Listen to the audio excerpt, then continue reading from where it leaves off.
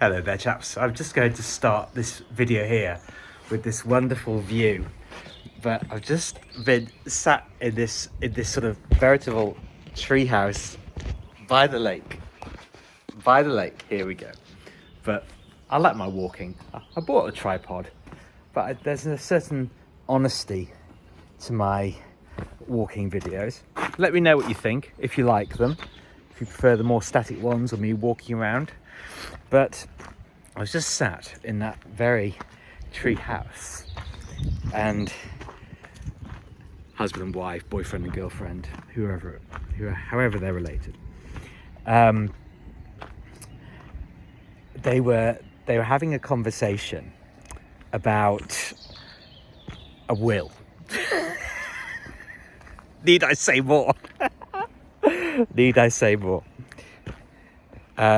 And the fact I'm so naughty, I'm so nosy, I can't help it. And the thing was, there have been times where certain situations like that I've witnessed and I've joined in the conversation, but this time I just wanted to sit in that little structure because it's so cute, and obviously it's got this fantastic view of all of this around it.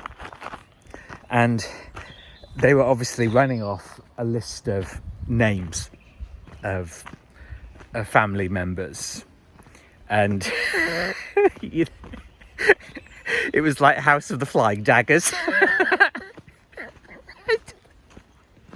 Oh, the thing is, we've got a loan from them and they've got a loan from this person, and then maybe we can cancel that out and then we can sell the flat and all these details. Oh, the thing is, don't want to create a bad atmosphere. Sorry, love.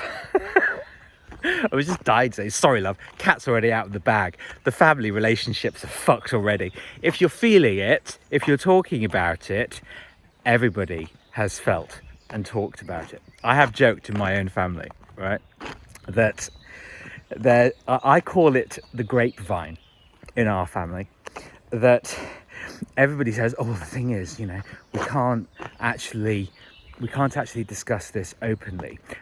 And as soon as that phrase has been augured, I would think, oh, right, okay, so it's gone around everybody. Everybody already knows, but we just can't say it. And this girl, and bless her, they sounded quite nice, perfectly normal people. And they weren't talking about huge amounts of money. I think they were talking about the flat they were going to be selling was maybe about £250,000, I think I heard. Not that I was paying attention to the details, no. I like to share this stuff with you because I'm honest and I'm actually pretty direct in all these things. But this idea that, the thing is, we won't say this and we won't tell that person, but oh God, he was, their son or their nephew or whatever, he was blabbing off about it. And it's like everybody is so desperately trying to keep their fragile houses of cards from just falling at their feet. It's like, if we don't say anything, then we're about 80 grand up, and you can't. You can't do it. You can't do it. You can't have your cake and eat it in these situations. And the thing is, you can feel the pressure cooker is about halfway lit, halfway to boiling point. But eventually that bell is going to start ringing. It's going to start ringing, and it's going to tell you, fuck, the writing's on the wall, the time is up, we have to face the music and dance. Because it is all a dance. And the thing is, go in with your life. Can't give people advice now because it's too late. Don't want to create any bad feeling. Sorry, love. If you're talking about it, the bad feeling's already there. It's already there. So go into everything being honest, and it's uncomfortable. It's uncomfortable because we want to maintain the equanimity of our lives. We want to maintain this sense of stability and security. But we can't, because there are other moving parts that are out of our control. And in my video for Instagram and Facebook and Twitter, I was talking about my ex-boyfriend and the problem in my former relationship with him, interaction, whatever we're going to call it, was that I was too frightened to be honest, because he'd made it clear that my input wasn't of value to him. We're in a new spot. I'm just going to show you this lovely magical view. These beautiful flowers that I'm walking by, resplendent and abundant, and they know what they are. They're not afraid, they just grow. No forcing. But I couldn't have conversations with my ex-boyfriend, and so, as I was used to, I did subjugate myself largely to him until my pressure cooker went off and I thought, I can't take any more of this bullshit. But all of that being said, I do love him. I do. And I will always love him, because I don't see a monster. I don't know what he thinks about himself, but I don't see a monster. I don't see somebody who's caustic. I see somebody who's suffering. And I have tremendous compassion. You know, I've been through a lot myself, but I garner lessons from every single stage of my journey. It's actually something that I'm really skilled at. And it's really that sense of resilience and purpose and forward thinking, frankly, that I want to bring to my own coaching practice with whomever is watching this.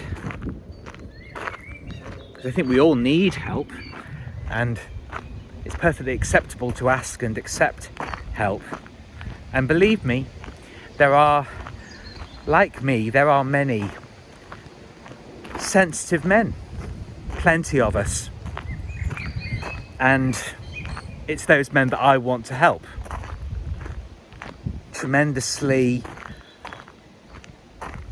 potential men, you know, men with great potential who don't feel listened to, who feel afraid to speak out, because people are really against therapy. Because I'll tell you what, I think a lot of it is because they don't want to let go of their drama. They don't want to sort the anger or the resentment out, because they believe that that's their fuel, and it's not. I'm a very loving man, a very understanding man, but the big difference now is that I know better, still learning, still a process, but I know far better now how to define boundaries for myself, to protect my own energy, and to build a better world for myself. And when you sort yourself out, you become very, very powerful. You worry less about what other people think about you, because you don't know what they're thinking about you anyway, and they're not thinking about you anyway. They're busy trying to sort out their own shit. And when you can't have conversation with people, you know, it only deteriorates. And it becomes a chapter in your life. He will always be a part of me. That doesn't go. But with time and the willingness to actually process everything that happened, well, you can definitely become a lot stronger. And that's fundamentally my mission. And my purpose, to help along all of the other men like me, gay or straight. Plenty of men who are terrified of women as well. And really are. And to help make the world just even more than a better place, a simpler place. And it can be, if that's what you want. And I know that you're all out there. So send a message. Send a message and say, Martin, I need help. Martin, I would like your opinion on this. Martin, I'd like to sort this conflagration out. I am here whenever you're ready or not ready. You don't have to be ready, you just have to be willing. And my DMs, as they say in modern parlance, my DMs are open, as am I. So make the decision and act in your own best interest.